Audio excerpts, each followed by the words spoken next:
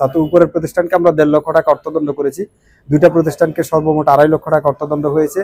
আর আমরা তদারকি কার্যক্রম আমাদের অব্যাহত থাকবে।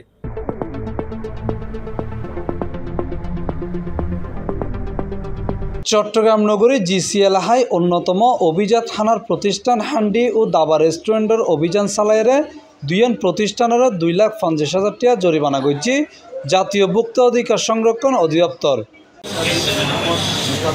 বৃহস্পতিবার সেপ্টেম্বর 18 তারিখ ভোক্তার অভিযান ধরা পড়ছে হানাত ভেজাল ও অনুমোদিত কেমিক্যাল, ক্ষতিকর সুগন্ধি আতর এবং মোটর রং মিশানো, অস্বাস্থ্যকর রান্নাঘর এবং ফ্রিজের আগের বাদ মেশানো বাসি গোস্ত সংরক্ষণের মতো আরও অনিয়ম।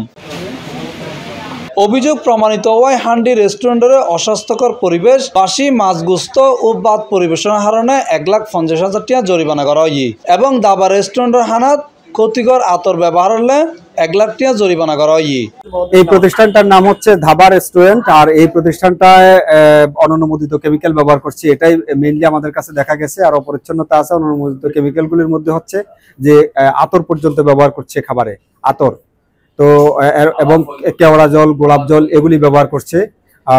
তারপরে হচ্ছে মরিচ ব্যবহার করতেছে, অনুমোদিত কাশ্মীরি মরিচ, এটা হচ্ছে রং মিশ্রিত মরিচ। তাদেরকে আমি প্রমাণ দেখিয়েছি যে এটা রং মিশ্রিত।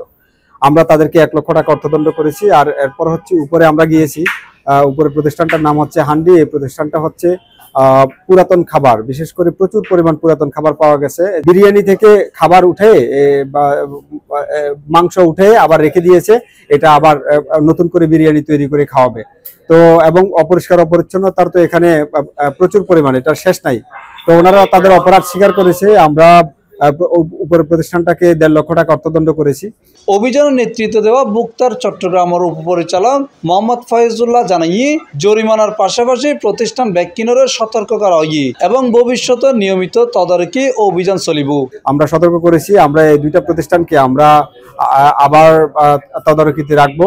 আর উভয় জায়গাতে আমরা যে অননুমোদিত এবং পুরাতন খাবার আমরা পেয়েছি সেগুলি আমরা ডেস্ট্রয় করে দিয়েছি। আমাদের তদারকি কার্যক্রম অব্যাহত থাকবে। নামকরা এইসব রেস্টুরেন্টত ভেজাল ও অস্বাস্থ্যকর খানা পরিবেশন করা অত্যন্ত দুঃখজনক।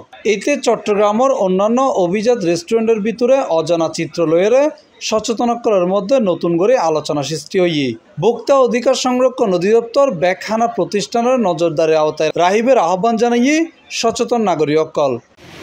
Mohammad Nizamuddin Tipu, C+ TV, Chittagong.